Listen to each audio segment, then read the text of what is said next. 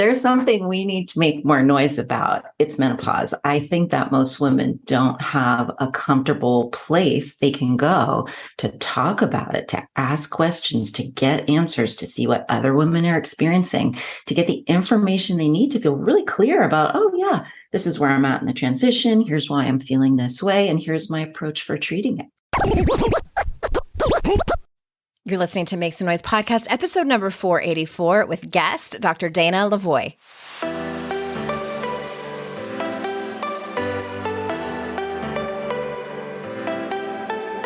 Welcome to Make Some Noise podcast, your guide for strategies, tools, and insight to empower yourself. I'm your host, Andrea Owen, global speaker, entrepreneur, life coach since 2007, and author of 3 books that have been translated into 18 languages and are available in 22 countries. Each week, I'll bring you a guest or a lesson that will help you maximize unshakable confidence, master resilience, and make some noise in your life. You ready? Let's go. Hey, everybody. Welcome to another episode of the podcast. I'm so glad you're here. I am excited because we are starting a brand new theme. As we're rounding out the end of the year, it has turned a little chilly here. I don't know if it's like that where you live, but I love the seasons changing, and it just makes me, want to do a whole lot of nothing. I'll be honest with you.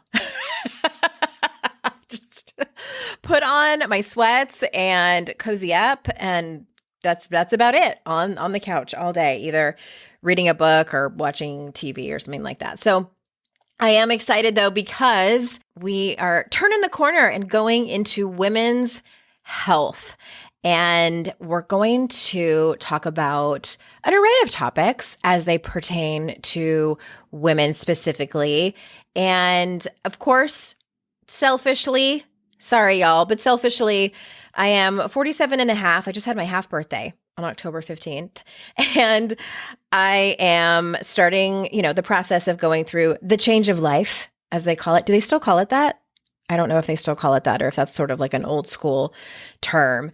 So I've been interested in people that can help with peri-menopause symptoms. And whether you are already through that, or maybe you're postmenopausal, maybe you are younger in your 30s and you aren't facing that yet. I do think that these particular episodes, these particular experts, if you will have something for everyone. And before we jump into that, I wanted to throw this out there in case you didn't know. I had a consultation this week with someone who was interested in coaching, and they weren't sure if it was the right time for them. I'm like, let's just get on the phone and I'll be able to tell you. And so after a conversation, I told her, here's what I think you need. I think you just need one 90-minute, I call them jumpstart strategy sessions, because this particular person was feeling stuck in their life, in one area of their life. And when you're just sort of like spinning your wheels and you just kind of like keep whipping around to the same question that's causing you a lot of anxiety, and maybe it's keeping you up at night.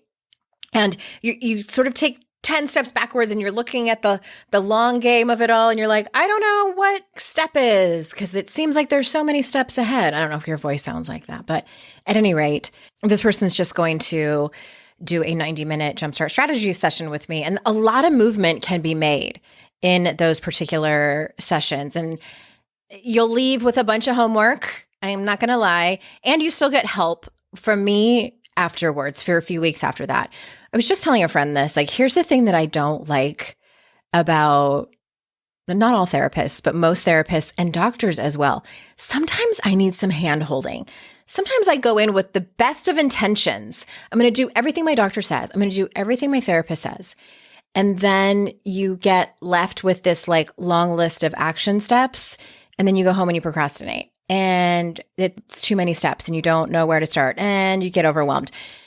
I don't do that. Absolutely not. I don't want you to feel overwhelmed and like that no one's in your corner.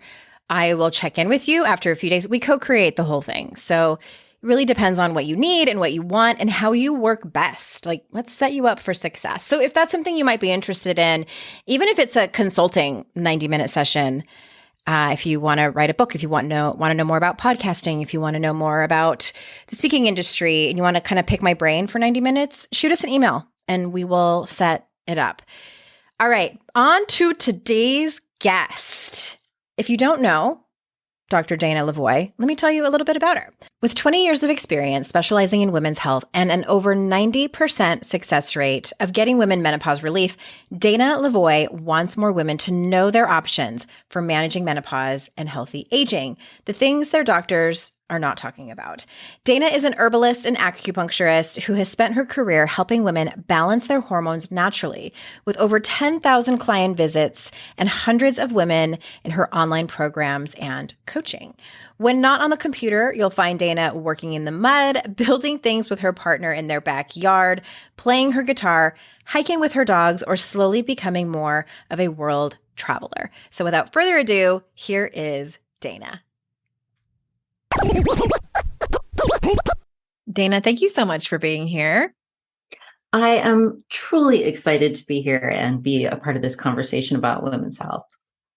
Delighted. I am too. And I was telling you before I started recording that you're the first person that I've had on to talk specifically about this. And I've shared with my podcast listeners my journey in peri-menopause. So I'm going to take 10 giant steps back and sort of ask you some, I feel like they're beginner questions because, we're just starting out with this conversation and I am still confused. Yes. So I will probably do the least amount of talking because I honestly probably don't have anything to add or interject in this conversation in terms of being the expert. But okay, so what I hear on the internets is that perimenopause can start a full 10 years before a woman is actually in menopause. So my question is, how do we know? Because I had blood tests taken and they were like, no, you're not, because everything looked normal. But I'm like, oh, my body is telling me otherwise. Yeah. So can you kind of set the record straight with that? Absolutely. I'm going to give you my view of it because you will find some conflicting information about this. But when you are in your teens and early 20s, your hormone levels are at an all-time high. Okay. You're at your most fertile.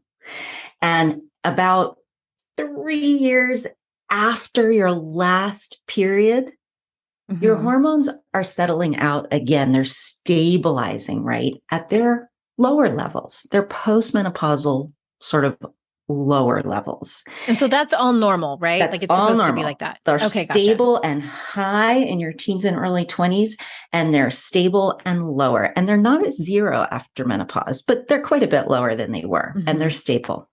To me, everything in between those two periods of stability is part of the menopausal transition. So for most women, age 28, 32, somewhere around there is when their hormones start to decline. You might not feel anything about it at first, but if you go to the doctor at 35, they'll say, well, it might be a little harder to get pregnant now than when you were 18. That's because your hormones are already dropping. So to me, the whole time they are in transition is part of the menopausal transition. And I've seen women having symptoms with that at any time. Usually when they drop to a certain critical level is when you feel it more. But once they're transitioning, to me, that whole thing is the menopausal transition. Okay. So can you be in, and this is the part that's the most confusing to me, is that I had all my hormones tested and they were normal, I guess, according to them, but I was having symptoms that didn't feel right. And I know I got diagnosed with Hashimoto's thyroiditis.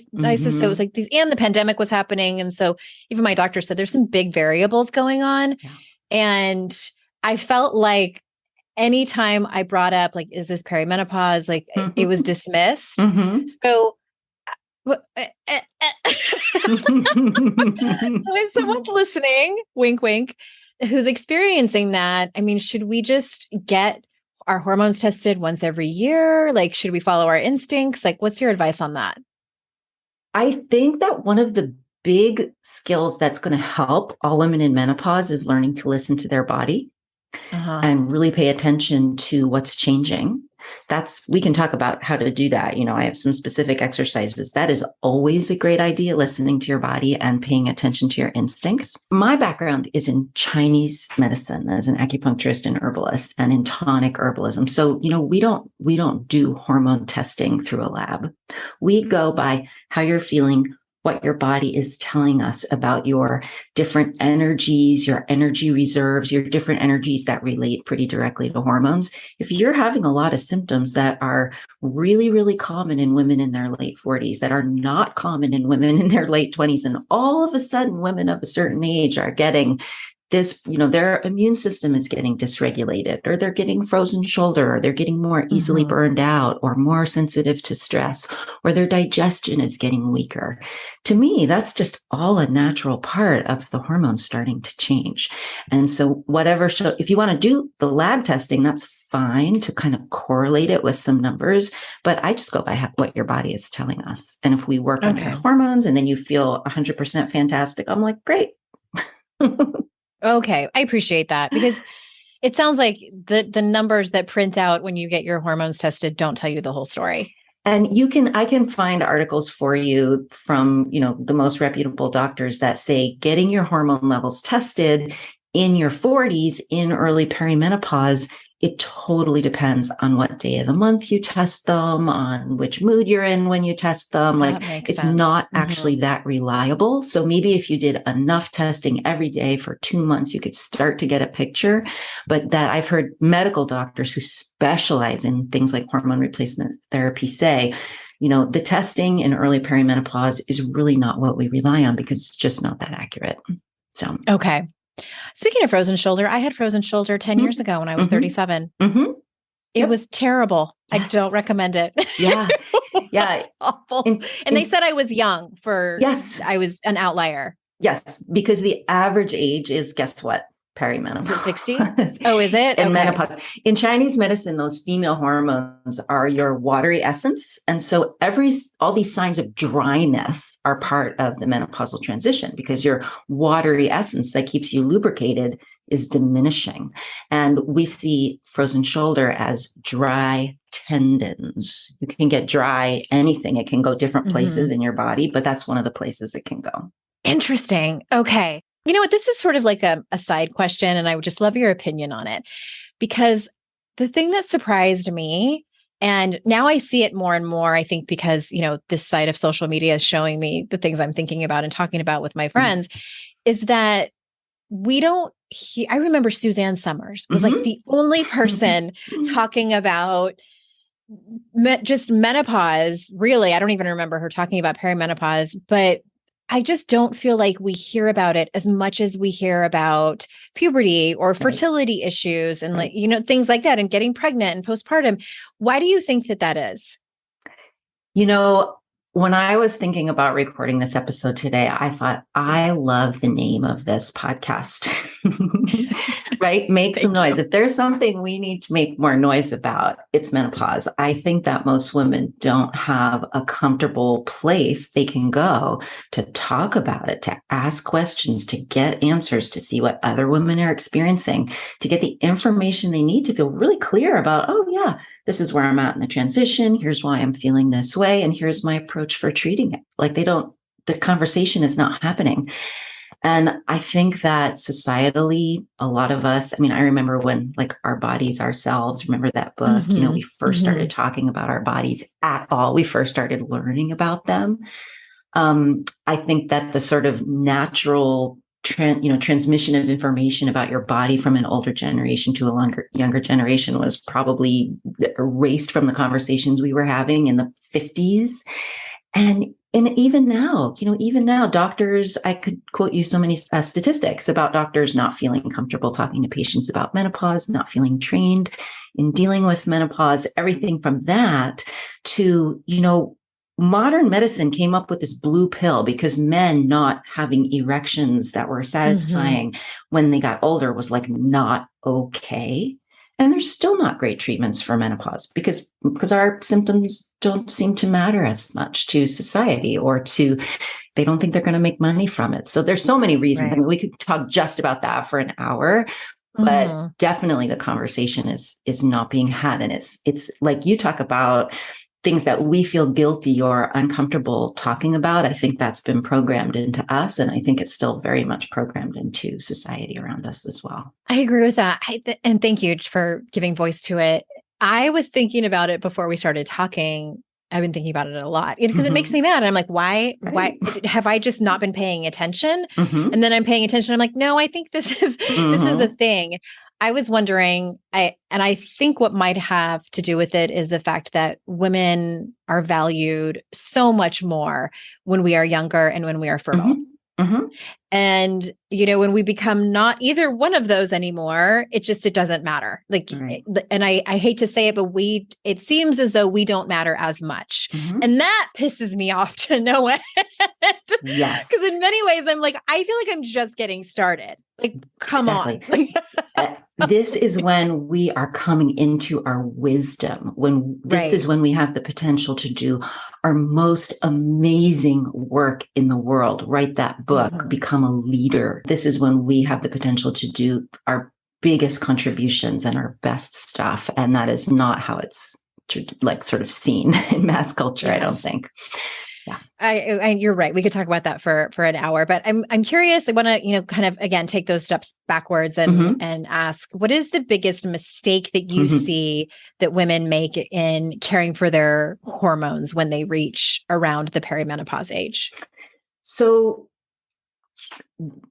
there are a lot of things I could mention here, but I think that the biggest mistake is not updating whatever you're doing to care for your health, right? Including your hormones, not realizing that plan for staying healthy needs to change as your hormones change all during the menopausal transition. What you were doing to stay healthy, to manage stress, to lose weight, whatever it was, what you were doing 5 years ago might not be the best thing for right now. And I think that one gets missed a lot. Or you find a remedy that works. It's like you start feeling some perimenopausal changes or some hot flashes or some brain fog. You find something that works and you're like, great, that's it. But no, that's probably only it for a certain number of months. And then something else is going to be it. And if I could throw in like a second mistake, it would just be not starting early enough to prepare for what's coming, because so much of the more extreme discomforts, it's easier to prevent them than to fix them once they really get started. So those would be the things I would mention. So when you say fix them, when you're referring to them, do you mean like the symptoms like weight gain or trouble sleeping or those types of things? Yeah. So it's really, really common in the Chinese medicine community where you can ask a practitioner and, how do you like to treat women in menopause? And it's like, well, if I could, I really wish I could put them all in a time machine and start treating them 10 years ago, because then we wouldn't be in this situation. So that's the kind of approach. But those symptoms, all the different symptoms are, to me, they're caused by the hormone levels getting too low. Some part of during this transition, they're not supposed to go down to zero ever, right? They're supposed to go from high to medium. Okay. If they ever just drop too low, that can cause a lot of symptoms. And the other thing that can cause a lot of symptoms is the hormones getting out of balance with each other, those hormone ratios, right? Getting quite out of balance. So like what'll happen is one hormone will drop all of a sudden and another one is still high. So that kind of change in the ratios, that can cause a lot of symptoms as well. And so basically what I'm saying is if you've got any type of extreme symptoms, probably one of those things is going on. And so to sort of fix it, we want to either bring up the low hormone level or harmonize the out of balance hormone ratios to resolve that underlying hormonal imbalance, but which will also basically either get rid of the symptom or bring it from, an 8 down to a 1.5. Okay. And I'm sort of jumping all over the place here because I keep thinking of things that I'm interested in. I think I saw somewhere in passing that there's like 30 or something like possible perimenopause symptoms. It's not that, women will get all of them and it varies a whole lot. But is that true? Like, is there that many? Oh, yes, absolutely. And for some I heard women, somewhere that itchy ears is one of them. I'm like, what? yeah, or My ears skin. have started itching more. Yeah, skin rashes, thinning hair, burning mouth syndrome. I wrote a blog on, the relationship between the link between vaginal dryness and frozen shoulder, because they're different manifestations of this dryness. And so many people wrote in and were like, I didn't realize those two things were connected. And the interesting thing is that while a lot of women will get the typical hot flashes, some women really their only symptom of menopause, or by far their worst symptom, is just stress or just anxiety or just this burning mouth or just thinning hair or just weight gain or just low libido, or it can be something that's not, or frozen shoulder. It can be something that's not even typically thought of as that's one of the reasons that when you become a good historian, like I was saying, like really pay attention to any new symptoms or different ways you're feeling. There might be many more symptoms related to the hormonal changes than you realize. And it's the thing that fascinates me so much is like, I've never talked about this on my show. I can't believe I'm usually not afraid to say anything, Dana, but like this one thing, the thing that I've been bracing myself for is vaginal dryness. And that's the one thing that I haven't happen. I'm kind of like, you know what? I'd rather have that than like all these other annoying things. No, I would never wish that on anyone myself, but I have had like the thinning hair, and I have such hair privilege. Like I like, shut your mouth, Andrea. I have a ton of hair, but I mean, it's in half of what it used to be. I said I had frozen shoulder. Sleeping, I've been waking up like in the middle of the night and like wide awake, just like totally wide awake, like ready to party. The itchy ears is weird, and the weight gain. And okay, so here's the thing about the weight gain. That's what I was telling my doctor. I'm like, I told her, I said, if I'm going to be this size for the rest of my life, it's really not that big of a deal, but can you just tell me so I can prepare, I can like work on it, like my body image stuff. But the thing that's weird about it is that it came on suddenly, right? But it was also during the pandemic. And my doctor was like, well, it could have been that, everybody gained 20 pounds. I'm like, did they though? Like, I really need to feel like I'm special here. And I was telling her, I'm like, it's just not proportioned. It's, right. Now I understand why people say the inner tube. Like it feels like one of those like safety inner tube things that I have. It is completely and perfectly all around my middle. Yes. So I'm like, I feel like that wasn't just pandemic weight. Right. That was being in my late 40s. Yes. And the thing that surprised me was that it came on so fast and it will not budge. And you didn't change anything, right? You didn't drastically change your caloric intake. Nope. That equation of, the weight loss equation, that calories in versus calories burned with exercise equals losing or gaining weight, throw that out the window along with the idea that the low-fat diet is healthy. Because the equation... People who grew up in the 80s and 90s, we know that low-fat that was me, right? Myth, The equation that is going to make a difference in weight loss once you reach a certain age is hormone change, which affects your brain chemistry. Your brain starts sending out this message that says, store calories as fat. And that's when you gain the hormonal weight. And, a little bit of weight gain, like not being the same weight you were when you were a sophomore in high school, maybe is normal. I love that saying about, oh yes, after a certain age, you have to choose between your face and your ass because one of them's going to look good, not both of them. If your face doesn't look gaunt, your ass might be a little bigger than it used to be.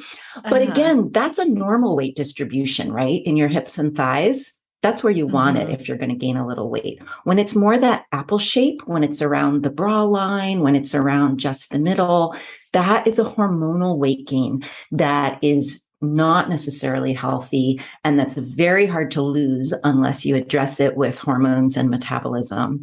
And it's stubborn. It's very stubborn. It actually sends out chemicals into your body, the actual fat tissue that perpetuates itself. It's really fascinating. And I was looking at your website and you have like a list of things that women say to you over and over again. And one of them was, I've been eating less, but exercising more, and I'm still gaining weight. Yes. And I'm like, I could see how that, that is a struggle. Like I didn't change the way that I was eating, but I did start exercising more. And I'm like, maybe this can come off. And it wasn't going anywhere. So I just kind of gave up. I'm like, I'm not going to kick my own ass for, it's just dumb. I'm like, that's body acceptance over here.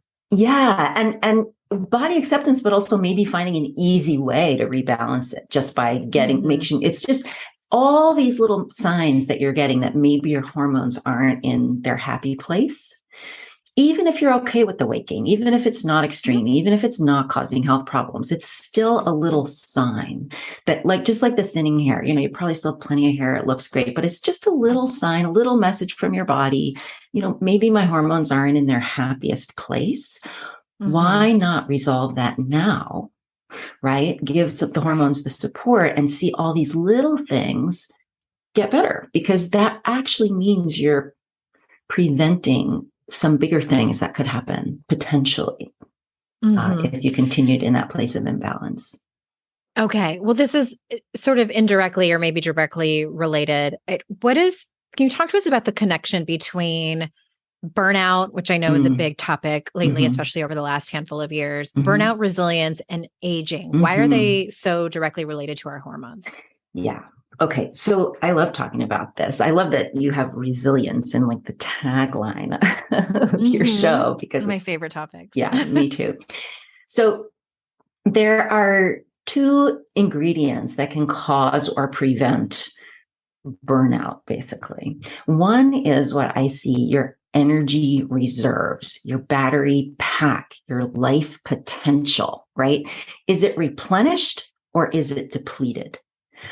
When it's replenished, when something comes at you that wasn't on your schedule for the day, or maybe the third or fourth thing comes at you that wasn't on your schedule for the day, it could be a call from the school principal, kids coming home sick. It could be anything. It could be that the supermarket's out of what you were hoping to get there. It could be that there's a leak in the roof. It could be a problem at work. It could be a tech issue. If your response is, I want to get in bed, pull the covers over my head, and not have to deal with this today, that is a sign of energy reserves being low, right? Because that's my response. Yeah. And when you said that, I'm like, oh, that's not everybody's response. Right. Exactly. And when your reserves are replenished, it's like, oh, okay, well, I've got 3 really creative solutions to that problem. I'm thinking clearly so that I know that number 2 is the best one. And this is the 3 action steps I could take that would do it. Like, that is when your reserves are replenished. And I remember those days. Yeah. And you can see, like, if you ask people what burnout feels like that's what it feels like. But those reserves in your body, those energy reserves, those are also what keep you from aging, right? So when those reserves in your body are depleted, it causes your hair to go gray and become thinner, and sagging skin and weaker bones, all, weaker teeth, all signs of aging. So the signs of aging kick in when the reserves reach a certain low point. So if you can keep them higher for longer, you're going to look and feel younger for longer. And if the reserves are high, you're not burned out. And so that's 2. And then resilience is about responding to challenges. That thing that came at you that wasn't on your schedule. It could be a pandemic. It could be anything, right? A stress. It could be a bacterial challenge. You could be exposed to COVID. So if your body on every level responds to these challenges creatively, powerfully, efficiently, not overreacting, it's very important not to overreact, but to say, here's a good solution. Here's how to implement it. And then I'm done. Okay. That only happens when your reserves are replenished, because when your reserves are depleted, you're running on stress energy. And that means that you tend to overreact. Your immune system overreacts, your hormones overreact, your stress is on a hair trigger. The chemical pathways turned on in your body are completely different when you're running on that backup energy, because you're actually depleted. And so you're not going to be resilient. And so it all comes down to those reserves being replenished. And in Chinese medicine, what those reserves relate to the most directly is your hormone levels, all your different hormone levels. So that is the connection. And of course, regulating your systems well is really important for resilience as well. Like I said, not overreacting to things, whether it's your immune system overreacting or stress overreacting. But again, without the reserves in place, the resilience is not going to happen. The aging will kick in sooner and you will feel burned out. Okay. I'm quiet over here because I'm thinking this is probably a perimenopause symptom, and I've just been sort of blaming it on pandemic stuff, but maybe it's both, who knows. But I think back on my mom, and I remember being a teenager. Mom, if you're listening to this, I'm sorry, I'm throwing you under the bus. But I remember her seeming like she was out of patience a lot. And I was a moderately well-behaved teenager. I had my moments, but that is absolutely one of my symptoms. My patience is shit. Like yes. I don't have, and part of it is I'm like, well, maybe I'm just getting better at boundaries. And, and then I'm like, no, yep. Like there's healthy boundaries and, kindness and compassion and patience. And then there's just knee-jerk reactions flying yes. off the handle. Yeah. And I just this morning, even I got an Instagram message in my, like the filter messages, like the people you don't know. And it wasn't very nice. And this person probably didn't mean anything by it, but I just probably shouldn't have replied. Right. Right. Without thinking. Andrea, that was probably a wait 24 hours type of message. But that's something that I've noticed has happened over the last handful of years is my patience has gotten thinner and I am much quicker to, it's not that I'm quicker to judge. I'm quicker to react. I don't have the reserves, I guess, is what you're talking about. Well, that watery energy, the estrogen, the progesterone, your female watery essence. Would you call it watery essence? I call it watery essence. Yes, watery essence. It's like this reservoir of cooling, calming, grounding energy. It's where you draw your stamina from, but it's very calm and very grounding. And that's what we have a lot less of. And another thing that plays into this is in earlier perimenopause, usually the first hormone to drop is progesterone. And I think of progesterone is this, it does a few different things, but one of the things it does is it creates this fuzzy, golden, protective coating on your nerve endings. That gets a lot thinner. Okay. So when something comes at you that has the potential to trigger a stress response or anger or be annoying, it's like instead of a little tap by someone's finger, we feel like they poked us with a needle. Like we just become more sensitive to stress. And then if we're also less grounded and calm, you can see how that can turn into a pattern of becoming more reactive. But I would really like to say that there is an upside to this. Like this is supposed to happen. That progesterone is there so that when you get woken up by your nursing baby for the 6th time during the night, you can be like, oh yeah, your needs come first right now. That's fine. I love you. It's there for a reason. And when it goes down, when we're in our whenever, late 40s or early 50s, it becomes easier. It makes it much easier for us to say something like, you know what? You're 18 years old. You can pick up your own socks. I have better things to do with my time now. So it makes it easier for us to focus more on that amazing work, that book, that creativity, that leadership, maybe some other things, our own projects. So there's an upside to it.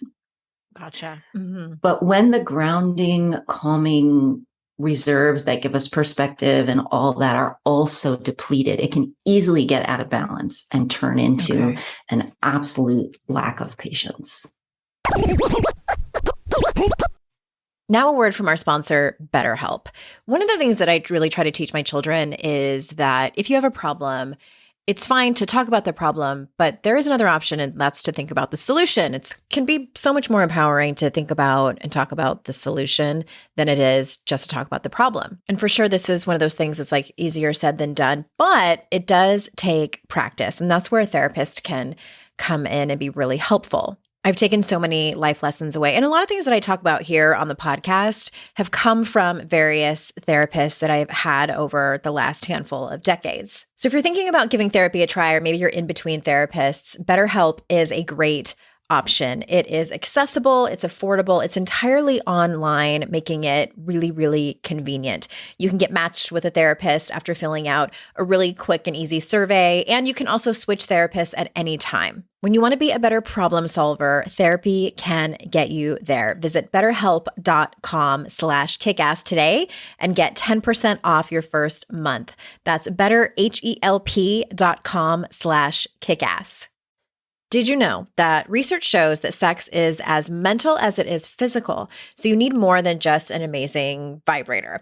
If you have dog-eared that one sexy chapter in a steamy romance novel, or if you have that particular scene in a movie that you always fantasize about, Dipsea can help get you there in a new way. With Dipsea, you can skip straight to the quote-unquote good parts. Dipsea is an app full of hundreds of short, sexy audio stories designed by women for women. And I also love that they are radically inclusive. They have stories for straight and queer listeners, and 56% of the stories on Dipsea are voice acted by people of color. And it's not just sexy stories. They have soothing sleep stories, wellness sessions, as well as sexy stories that you can read.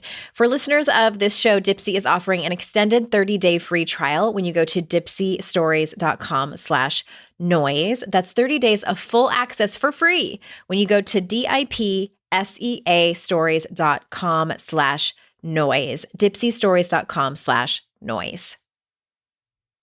Can we talk a little bit about hormone replacement? And I have several questions. One, is it for everyone? How do you, when do you decide that it's right for someone? And I want to kind of tell you like where I have started and stopped with my research on that. Mhm. I get so overwhelmed Yes. with the amount, not just the amount of information, but the different opinions of different doctors. Yes. And there are some people who are like pro progesterone, like replacement. Yes. And then they're like, boo, estrogen. And then Right. there's the opposite team. And Yes. it feels like these like rival teams. Yes. And then that's when I shut my laptop. I'm like, nope. Yes. I'm just And it's like, gonna and be you over really here with need- my bad yeah. temper. And you really, really need estrogen, but only for this many years. And then you have to stop. Like there's very conflicting information out there. Yes. Yeah.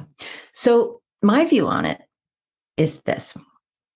I see your hormone management plan as having a few different parts. One is a basic healthy diet and lifestyle. Mhm. And I'm not talking anything perfect, but I'm talking getting some of those hormonal building blocks and cooling, alkalinizing foods, just getting some of the good stuff in. Give your body a chance, right? So you're talking about like basic, like good balance of macronutrients, getting enough water, getting enough fiber, like that type Exactly. of basics? Yeah. Okay. Like enough servings of vegetables because those are cooling foods, Okay. right? And some healthy Mhm. fats because hormones are made of fats. Mhm. Being hydrated and, maybe a couple of superfoods like flax seeds that are particularly high in building blocks for hormones. I eat those in my oatmeal. There you go. So something They like help that. me go steady, Yeah. as my mom likes to say. Yeah. And it's not going to solve everything, but it's going to set the stage for success. It's like the Okay. foundation. It's like you want to build a house, you need a good foundation. The foundation alone, it's not going to keep you warm. It's not going to keep you dry, but it really helps. And another piece of the foundation is some basic stress management techniques, not going through life completely burning the candle at both ends all the time. That helps too. And then you need a hormone specific remedy. Most women at some point need a hormone specific remedy. So that's the third part. And that's the part where you're going to see big changes in hormonal symptoms. That's really going to tip the needle. It's going to feel like that's making all the difference. But I'm telling you that the hormone specific remedy will work better with a basic healthy diet and lifestyle in place. It really will. And the reason is that the remedy is like, say you've got this bucket for estrogen and a bucket for progesterone. So you want to fill up the bucket. You want the bucket to be nice and full. And so there's two things we need to look at. Filling up the bucket and making sure there are no giant leaks in the bottom of the bucket where everything you put in is draining back out. Those are the two things that it takes to keep that bucket full. So when you've got your basic healthy diet, basic healthy lifestyle, you go to choose a hormone specific remedy, which is exactly what you're talking about. To me, the ones that are powerful enough to make a difference here are hormone replacement therapy or natural remedies if they're really, really powerful and customized for your body. I find that they can both work really well as that hormone specific remedy. And the thing that I like to say is that your hormones really want three kinds of support. They want help with the hormone levels staying high enough, so replenishing the hormone levels or helping your body keep those levels high enough. Your body needs to be able to harmonize your hormones. And by that, I mean, remember I talked about those ratios, right? Mm-hmm. Like that all your different hormones are in a good ratio with each other as they change. I think of it like, these three friends going for a walk. They're like all good on this like nice path. And then all of a sudden in menopause, the path goes over a mountain, Mm-hmm. they need to walk next to each other up and over and down. And so sometimes they need help with that. And then the other one is more of, I call it energy traffic jams, but it's really detoxification, right? Liver support, detoxification, really important as well. So that's what your hormones want. Hormone replacement therapy is really, really good at helping your body keep your hormone levels high enough. So it can be something that can be super helpful, but sometimes women get massive side effects from it, or it doesn't work that well, or it has some downsides, or their body just doesn't take to it well. The natural remedies can really, really help with the detox and the harmonizing the hormone ratios. They really help your body with that. So here's the way I see it. You need something hormone specific. If you're just starting out, I'm like, try natural remedies, give it 12 weeks. If you feel like $1,000,000, maybe that's good for now. Mm-hmm. If you want to use hormone replacement therapy, go for it. I have nothing against it. There's a lot of health benefits to keeping your hormone levels high enough. And most women tolerate it without a lot of side effects, usually the benefits outweigh the risks. Let's put it that way. Okay. When it's used really well with someone who really knows what they're doing. But I find that women who use the hormones with the natural remedies, because they're sealing those leaks in the energy buckets, they're looking at stress, they're looking at blood sugar, inflammation, detoxification, harmonizing hormone levels, all these other things. Then your body's like, oh, the hormone replacement therapy is just those extra hormones that I needed. So they tend to have less side effects, better results at smaller doses when used with the natural remedies. You get a more complete hormonal solution. Mm-hmm. But, for some women, sometimes the hormone replacement on its own, their body does that other stuff. Well, it can be great. I've got nothing against it. I just don't see it as a complete solution. And it's definitely not like the first order of business that you go to with one of your patients. Some women will go to like a progesterone cream early in peri-menopause. And because that's, like I said, that's usually the first one to drop, and it really helps. And I've got nothing against that. But what I do with my clients is I use natural remedies. That's just what I'm trained in, and it's what I do. And then if they get to a point, I find about 80% of the women that I work with do absolutely great with that. Some of them, their bodies are just more challenged in terms of making hormones. And maybe adding a little hormone replacement therapy gets them even better results. Some of them come to me already on hormone replacement therapy. I'm like, great, no problem. So it's not what I offer. I've just not what I'm trained in. It's not my area of expertise, but I see how it fits in and how I can work with everything else that you're doing. And I know that, like I said, in most cases, the benefits will outweigh the risks, but you do need to do lab testing. You do need to work with someone who really knows what they're doing and who's continually monitoring and adjusting what you're doing. Yeah. Okay. Do women typically follow suit in how their mother handled perimenopause and menopause, or is that a myth? Yes. Not always, but one of the things when I talk about the keys to healthy aging, one is epigenetic support, right? So your DNA is a certain way. When we think, well, we're just programmed that way, there's nothing we can do about it. And that's not true. the way that our DNA that we get from our mother is programmed means we have a likelihood or a tendency for certain genes to be turned on, for certain genes to be turned off, for us to experience certain health issues. It could be osteoporosis, it could be severe menopause symptoms, it could be early menopause, all those types of things. And so it's very likely if your mother had a very specific difficult thing happen related to menopause, you might have a predisposition to that. Okay. Does not mean that is going to happen. It just means that what I would do is I would recommend looking for any early signs of that and doing prevention to say, okay, your body's likely to fall into this trap along the way. So we're going to make sure when we go past that spot, we've got everything in place to make sure that that's not when we stumble. Okay. So it's not a crystal ball, but sometimes it can be helpful. Oh, yeah. It's definitely something you want to take into account. You want to counteract any genetic tendencies that you know that you have. Okay. When you're talking about when you're, the metaphorical bucket and then it can leak, how, like practically speaking, is there something that we could be doing that is making it leak? So is that where like stress comes into play or like poor diet and things like that? Or is it some things that we have no control over? Assessing what those leaks are for each person, for each woman, and then assessing, is it a significant leak or not, is a really important part of the strategy in terms of putting together your hormonal plan. Because for some women, those leaks are significant and you want a lot of the energy and the remedies and the time and the money and the pills that you're taking to be about sealing the leak. For some women, the leaks are very minimal and they can just focus on refilling the bucket. So figuring out if you have those leaks and how big they are is really important. And the leaks are things like stress. Stress is one of the big ones.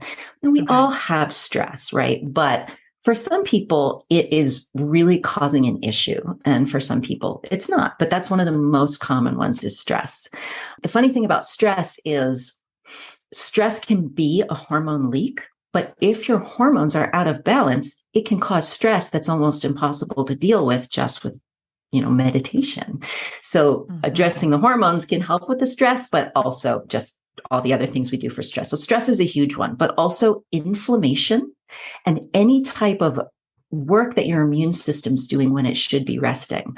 So an autoimmune disease, low-grade chronic infections, or inflammation or allergies, that is a lot of wasted energy right there. So that's another big leak.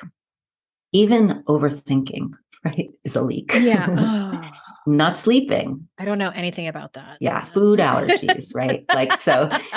These are the types of leaks that we look for. So they're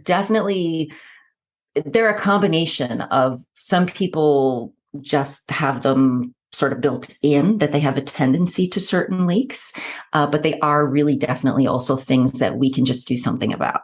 Yeah. My estrogen's leaking. I know it sounds like weird. I kept thinking the whole inflammation conversation. Yeah. I feel like we could spend a whole hour on that. I'm seeing a functional medicine doctor for the first time. Nice. And we're having that conversation. So it might be corn that my body doesn't like. And I was like, well, that sucks because it's in everything. Right. Right. Everything. Anyway, that's where I'm at right now, trying to figure out what it is. Okay. I'm going to stop talking because I feel like if I don't, I'm going to have so many, we're going to need to do a part 2. Did you have anything else that you wanted to add before we close out? I just want to give you one little ray of sunshine that you can take away with you, which is if you find that you are reacting to corn, definitely stop eating corn, let the inflammation resolve. But then why did you start reacting to corn all of a sudden, right? It was because a weakness developed in your digestive system or your immune system became overreactive. And those are both things that you can work to heal so that then you can eat corn again, right? So my approach is always, maybe we need to stop right now to calm things down. But the goal is to make you more resilient. Corn is a stressor. Can you handle it easily, or are you going to overreact to it? So if you lose corn, you might get it back. That's all I'm saying. If you lose corn, you might get it back. Take that one put that on a t-shirt. Well, I don't think that.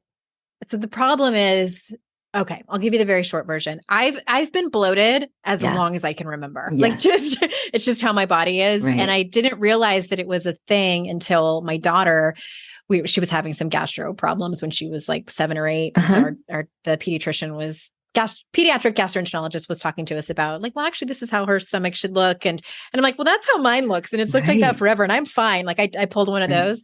Anyway, in 2015, I did a Whole30, which I don't ever want to do again. It's another long story for another time. But I wasn't bloated for the first time like ever in my life. So it was something. And then I ended up not doing the reintroduction phase. So I don't know what it was, but I have gone gluten-free for 60 days, very strict gluten-free, and I was still bloated. So it wasn't that. I didn't feel any different. Also the same thing with dairy, and I don't eat a lot of dairy. And so it's not that. And that's what the doctor said. She's like, it very well could be corn. And I was like, shut your mouth right now. It's really inconvenient. So inconvenient. And it's not that I love corn, like like the actual corn kernels or popcorn I could do without, but I didn't realize that it's in everything. Cornstarch or corn byproducts. Yeah. And the reason I say that is because you were saying like, I may have been able to digest it like earlier, like I've been bloated forever. Like, I think that might be it.